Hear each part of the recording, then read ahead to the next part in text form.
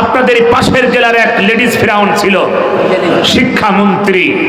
উনি বলেছেন বিএনপিকে বলেছেন ফিটনেস বিহীন বিএনপি, লাইসেন্স বিহীন জামাত। এখন ওই মহিলার ওই লেডিস ফেরাউনের চেহারা দেখে মনে হচ্ছে 90 বছরের বুড়ি গাড়ির থেকে উঠছে আর নামছে। কথা বলে ঠিকই না? ওর ফিটনেস আমার আল্লাহ সাহেব এলোমেলো করে দিয়েছে। কথাটা ঠিক? এই জন্য ভালো বুঝতে হবে, একজন মানুষের অপবাদ দিয়ে লাইসেন্সবিহীন জামাত তুমি বলেছিলে। আরে ভাই, লাইসেন্স তো তোমরা নষ্ট করে দিয়েছিলে। ঠিক আমার আল্লাহ 72 ঘন্টা পরে আবার লাইসেন্স ফিরিয়ে দিয়েছেন। কথা বলে ঠিক না? আর ফিটনেসবিহীন বিএনপি, এখন বিএনপিদেরকে যে এত তারা মারছে ধরছে, এত গলা বলছে, নেত্রীকে 6 বছর জেলে দিয়েছে, সালাউদ্দিন কাদেরকে ফাঁসি দিল, ইলিয়াস ভাইকে বঙ্গোপসাগরে ভাসালো, তারেক ভাইকে মেরে হাড়হাড্ডি ভেঙে বিদেশ পাচার করলো, বিএনপির যুবদল ছাত্রদলদেরকে এত অত্যাচার নির্যাতন করে তাদেরকে শেষ করে দিল। সেই বিএনপি নাকি শুনছি তলে তলে আবার তাদের সাথে নাকি বলে আবার মহব্বত পাকাচ্ছে। কথা বলে ঠিক না? আরে ভাই, কিসের জন্য মহব্বত করতে হবে? হারাম করতে সাথে কিসের সম্পর্ক? নেত্রীর কথা কি মনে পড়ে না? তারেক ভাইয়ের কথা কি মনে পড়ে না? সালাউদ্দিন কাদেরের কথা কি মনে পড়ে না? ইলিয়াস ভাইয়ের কি কথা কি মনে পড়ে না? তারা 15.5 বছর গুমখুনের রাজনীতি করেছে। ওই হারাম করতে সাথে কিসের সম্পর্ক আমাদের? জোরে বলেন, কথা ঠিক না? রাসূল বলেন আল মারউ মা মান আহাব্বাহু মুতাফাক্কুন আলাইহি, এই পৃথিবীতে যার সাথে যার সম্পর্ক হবে তার সাথে তার হাসর নাসর হবে। ওই লেডিস ফিরাউনের সাথে যদি কারো সম্পর্ক হয়, ওই লেডিস ফিরাউনের সাথে তারা জাহান্নামে যেতে হবে। কথা বলে ঠিক না? কষ্ট পাচ্ছেন বাজান? রাগ হচ্ছে? কষ্ট হবে, যতক্ষণ থাকবে ততক্ষণই কষ্ট। যারা বাইরে আছে, মাইকের আওয়াজ গেলে বসে পড়েন, মেহমান অল্প সময়ের ভিতরে প্রবেশ করবে। জায়গা নিয়ে বসে পড়েন বাজান। যুবক ভাইরা এদেশটাকে স্বাধীন করেছে। 40 জন, আমার দৃষ্টিতে আমি 40 জনকে পেয়েছি, এখন কম হতে পারে বেশি হতে পারে। এই কুমিল্লার 40 জন জীবন দিয়েছে এই বৈষম্য ছাত্র আন্দোলন দ্বিতীয় স্বাধীনতা যুদ্ধে। কথা বলে ঠিক না? আমার ভাইয়েরা, আজকে আমি 4র্থ খণ্ড পেয়েছি শহীদদের স্মরণে, যিনি বর্তমান 10 খণ্ড বাইর হয়েছে, তার ভিতরে আমি 4র্থ নাম্বার খণ্ড পেয়েছি। কুমিল্লার খণ্ডটা পাই নাই কতজন, তারপরে আমার ধারণা বা আমি শুনেছি যতটুকু 40 জন পর্যন্ত গেছে।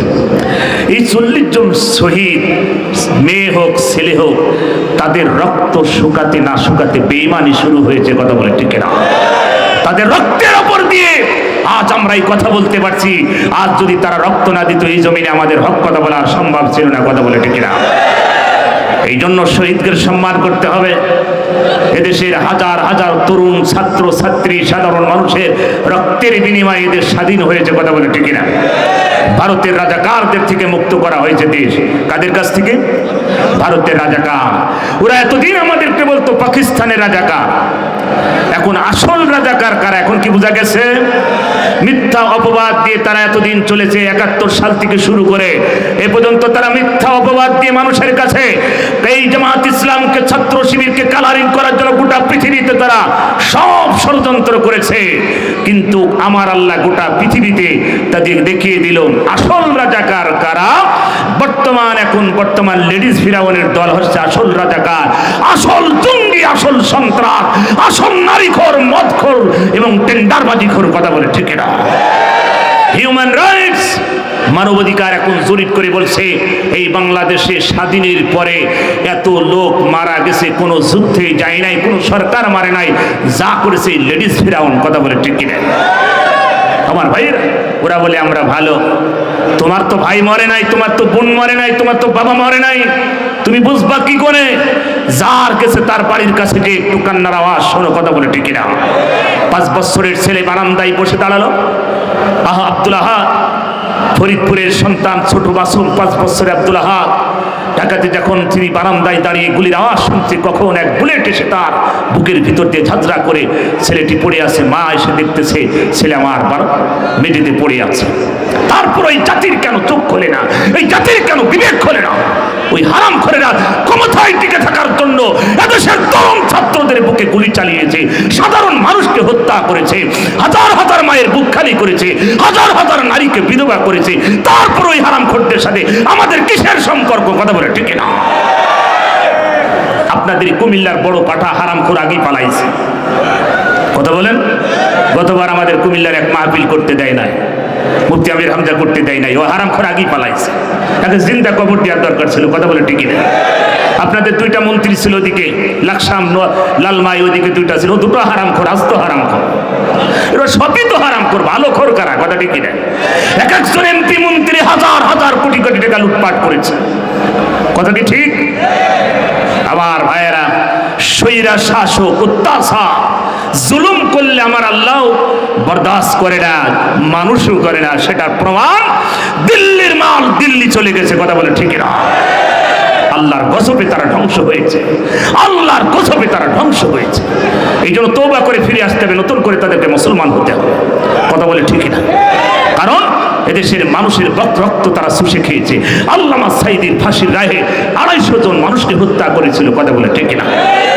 এদেশের 57 জন সেনাকে তারা হত্যা করেছে। এখনো যারা শুরু গায়, আমার মনে হয় নাকে বক্সেমের দাঁত সবগুলি ফেলার দরকার। কথা বলে ঠিকই রে? ওদের পক্ষে নিয়ে কথা বলে কারা? যারা হারামখোর তারাই বলবে। কথা বলে ঠিক না? কারণ এদেশের মানুষকে কিভাবে হত্যা করলো, তারপরে এই জাতির চোখ খোলে নাই, বিবেক খোলে নাই। আল্লাহর নবী বিশ্ব নবী বলেন,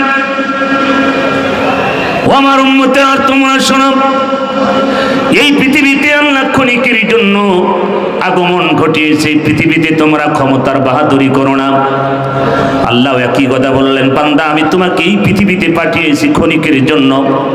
নাপাক পানি দিয়ে তোমাদেরকে তৈরি করা হলো। কিসের ক্ষমতা, কিসের অহংকার করো? সব ক্ষমতার মালিক চিল্লায় বলেন কে? আল্লাহ। আরেকটু জোরে বলেন কে? আল্লাহ পাক বলেন, ইউরিদুনা লিতুফিউ নূরাল্লাহি বিআফওয়াহিহিম আল্লাহু মুতিম্মু নূরিহি ওয়ালাউ কারিহাল কাফিরুন। আল্লাহ নবী কাফের যারা হবে তারা আমার এই কোরআনের নূরকে মুখের ফুৎকার দিয়ে তারা নিভাতে চায়। ওগো নবী, তারা মুখের ফুৎকার দিয়ে, ক্ষমতা দিয়ে, যেভাবে পার দিয়ে আমার এই নূরকে নিভাতে চায়, সম্ভব হবে না। কারণ আমার এই নূরকে আমি পৃথিবীতে জ্বালিয়েছি, জ্বালাবো, কিয়ামত পর্যন্ত জ্বলবে। ঘোষণা কার? আরেকটু জোরে বলেন কার? আল্লাহ বলেন, ও নবী, যারা কাফের হবে তারা আমার এই কোরআনের নূরকে তারা নিভাতে চায়, সম্ভব হবে না। কারণ আমার এই নূরকে আমি পৃথিবীতে জ্বালিয়েছি। আর কাফের যারা হবে তারা কোরআনকে ষড়যন্ত্র করবে। এই 15.5 বছর কোরআনের মাহফিল দিতে হলে অনুমতির সিস্টেম চালু করেছিল তারা। গ্রামের member, chairman, OC, DC, SP, MP, মন্ত্রী, হারামখোর, নারীখোর, মদখোর, টায়ারখোর, বিড়িখোর, গাঁজাখোর, হিরোখোর, সব খোরের কাছে যা লাগতো কোরআনের মাহফিলের অনুমতি নেওয়ার জন্য। কথা বলেন ঠিক কিনা? আমার ভাইয়েরা, জমিন কার? আসমান কার? কোরআন কার? আমরা কার? আইন চলবে কার? কোন আরাম করে আইন আর বাংলার জমিনে চলবে না। আল্লাহ বলে, হে নবী, এই পৃথিবীতে আমি বান্দাকে সৃষ্টি করলাম, পৃথিবীতে বান্দাকে পাঠালাম। অকদা রব্বুকা আল্লা তা'বুদু, আমার জমিনে আমার গুনামি করবে, দাসত্ব করবে, এই জন্য আমি পৃথিবীতে পাঠালাম। কিন্তু এই জমিনে আসার পরে মানুষ মানুষের প্রতি জুলুম করে। কোন বান্দা যখন বান্দার প্রতি জুলুম করে, আমার আল্লাহ তখন রাগান্বিত হয়ে যায়। আল্লাহর গজব তাদের উপর এসেছে, আল্লাহর গজবে তারা ধ্বংস হয়েছে। কথা বলেন ঠিক কিনা? আল্লাহ নবী, যারা কাফের হবে তারা আমার এই কোরআনের নূরকে বন্ধ করে দিবে, তারা আমার এই কোরআনের তারা বাধা দেবে। যারা কাফের, আল্লাহর ভাষায় যারা কোরআনে বাধা দেয়, ওরা কি? যারা বলেন কি? ওরা কাফের। আর কাফের মারা গেলে জানাজা করা জায়েজ নাই। যারা আপনাদের এই এলাকায় কাফের আছে, একটারও জানাজা করবে না, শ্মশানে পোড়াবেন। কথা ঠিকই নেই? কারণ ওরা আল্লাহ বিরোধী, আলেম বিরোধী, ইসলাম বিরোধী। কথা বলতে হবে। যদি কাফের মারা গেলে জানাজা করা জায়েজ হতো, তাহলে সর্বপ্রথম হচ্ছে আবু জেহেলের জানাজাটা আগে হতো। কথা বলেন? আবু জেহেলের জানাজা হয়েছে? হয় নাই। তাহলে এই আবু জেহেলদের জানাজা করার কোনো দরকার, কারণ ওরা আল্লাহর কোরআনের দুশমন, আলেমদের দুশমন, ওয়ারাসাতুল আম্বিয়া, নায়েবে রাসূলদের দুশমন। কথা বলে ঠিক না? আল্লাহর কোরআনে যারা সন্দেহ করে, ওটা মানুষ না, ওটা জানোয়ারের চেয়েও খারাপ। আল্লাহ বলছে, জালিকাল কিতাবু লা রাইবা ফিহি। নবী, আমি এমন একটি কিতাব পৃথিবীতে নাজিল করেছি যার ভিতরে কোনো সন্দেহ ঘোষণা কা। আর ওই হারামখোর নারীখোর বুড়ু কালে বুড়ু হনুমান একজন আর বউ ভাগাইছে, জানেন কি আপনারা? হ্যাঁ, চিন্তা করেন। আর ও বলে দরবেশ। এই দরবেশেরই যদি কাম এই হয় তাহলে অন্য বাবাদের কি অবস্থা এখন বুঝে। আরো কিছু বলা লাগবে? আমার ভাইরা, দরবেশ বাবার আপনাদের পাশের এলাকার মানুষ মন্ত্রী একটা হারামখোর আস্ত নাস্তিক। আমি কিছুদিন আগে মাহফিল ছিল 3 তারিখে জানুয়ারি, বললাম ফাঁসি চান কারা, হাত তোলেন। সবাই হাত তুলেছে, ফাঁসি চাই। ওর বাড়ি ঘর তো ভেঙে সমান করে দিয়েছে, জানেন কি আপনারা সবাই? আচ্ছা, বললো হুজুর আমরা ফাঁসি চাই, কিন্তু ভালো দামি দড়ি দিয়ে না, চাইনা থেকে জার্মান থেকে ওই দড়ি আনা লাগবে না, ছাগলের রশি দিয়ে ফাঁসি দিতে হবে। এটা আস্ত একটা হারামখোর। সকালে সংবিধান চেঞ্জ করেছে, বিকালে সংবিধান চেঞ্জ করেছে, নিজের পক্ষে টেনেছে, বিরোধী দলকে ধ্বংস করেছে। কথা বলে ঠিক না? আর ফাঁসি দিয়েছে আল্লামা সাইদি। আল্লামা সাইদি 50টি বছর তিনি কোরআনের দাওয়াত দিয়েছে। সরসুট্টা বাংলাদেশে নারীখোর, পরিমণিখোর, হারামখোর এক একজন এমপি মন্ত্রীর মদের বোতল নারী ছাড়া ঘুম হয় না, তারা ফাঁসি হয় না। আর 50টি বছর কোরআনের দাওয়াত দিল, সেই মানুষটাকে তারা হত্যা করল ইনজেকশনের মাধ্যমে। কথা বলে ঠিক না? ওদেরকে দুনিয়ায় রাখা কি ঠিক হবে? ওদের মতন কুলাঙ্গার পৃথিবীতে বেঁচে থাকার কোনো অধিকার রাখে না। যাও ছিল এই 2024 সালে 5 আগস্টে, আর ওদেরকে এই বাংলার জমিনে দাগা দেওয়া যাবে না। কথা বলে ঠিক না? কারণ ওদের নিজের পায়ে নিজে কুড়ুল মেরেছে। কথা বলতে হবে। এই দরবেশ আর আইনমন্ত্রী ওরা চিন্তা করলো দেশের অবস্থা ভালো না, ধরপাকড় শুরু হয়ে গেছে, বুড়ুকালে ধরলে তখন ফাঁসি, না হলে জেল জরিমানা হবে। কথা বলে ঠিক না? তো এই দুইজনে চিন্তা করলে তাহলে চলো আমরা দুজন জান্নাতে চলে যাই। ওকে জান্নাত হচ্ছে ইন্ডিয়া। কোথায় জোরে বলেন কোথায়? ওরা শেষ ভরসা ছিল নৌকা। কি ছিল? নৌকা। তাহলে ওরা টাকা পয়সা দিয়ে ওর নৌকা ভাড়া করলো। ওরা দুইজন নৌকায় চড়ে ফুলসিরাত পাড়ি দিতে যাই, ধরা খাইয়ে গেল। কথাটা বুঝতে পারছেন? তো ফুলসিরাত পাড়ি দিতে যায় যখন ধরা খাইল প্রশাসনের হাতে, প্রশাসন গ্রেপ্তার করলেন, আইনমন্ত্রীকে ছেড়ে ফেললেন। আইনমন্ত্রী বলছে ভাই আমরা জান্নাতে যেতে চাই আর আপনারা বাধা দিচ্ছেন। বলছে ভাই এখন আর জান্নাত না, এখন চলেন গোডাউন, তাড়াতাড়ি জাহান্নামে চলে যায়, চলেন। তখন আইনমন্ত্রী বলছে ভাই আসলাম দুইজন। কয়জন? আসলাম দুইজন, যাবো একা, এটা কিভাবে সম্ভব? প্রশাসন বলছে কেন? বলছে ওই যে নৌকার ভিতরে দরবেশ বসে আছে। এখন আইনমন্ত্রী বলছে দরবেশ বসে আছে, প্রশাসন তো দরবেশকে চেনছে না, কারণ তারা সাদা চুল, সাদা দাড়ি, সাদা পাঞ্জাবি, কত সুন্দর একটা লেবাস। বাংলাদেশের ধনী, শ্রেষ্ঠ ধনীর ভিতরে তিনি, এত সুন্দর একটা মানুষ, নৌকার ভিতরে তো কোনো লোক খুঁজে পাওয়া যাচ্ছে না। বলছে না, ওটাই হচ্ছে দরবেশ। চুল কালি করেছে আর দাড়িটা চাইনিজ কুদাইলে চাইছে। হারামখোরের দল, নারীখোরের দল, সন্ত্রাসের দল, জঙ্গির দল, মাদকখোরের দল। কথা বলে ঠিক না? ওদের সংবিধানের 4টা জিনিস: মাদক, সন্ত্রাস, নারী আর টেন্ডারবাজি। এই 4টা ছাড়া কিছু আছে ওদের? সংবিধান ভাইয়ের আমার, তিনি এইভাবে যখন রিমান্ডে গেলেন, প্রশাসন বললেন স্যার আপনার দাড়ি এত সুন্দর, কেন কাটলেন? যাই ব্যাটা, দাড়ি রাখা সুন্নত, জীবন বাঁচানো ফরজ, তাই দাড়ি ফেলে দিয়েছে। কথা কি বুঝতে পারছেন? আল্লাহ রাব্বুল আলামিন পবিত্র কোরআনুল কারীম এই পৃথিবীতে নাযিল করেছেন। আমার ভাইয়েরা, কুমিল্লার ভাইয়েরা, মুরাদনগরের ভাইয়েরা, ক্ষণিকের এই পৃথিবীতে চিরদিন বাঁচব না, সবাই কবরে চলে যাব।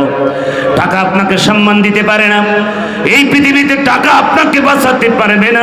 যদি বাঁচাতে পারতে সালমান রহমান টাকা দিয়ে বেরিয়ে যেতে পারত। আমার ভাইয়েরা, টাকা মানুষকে সম্মান দিতে পারে না।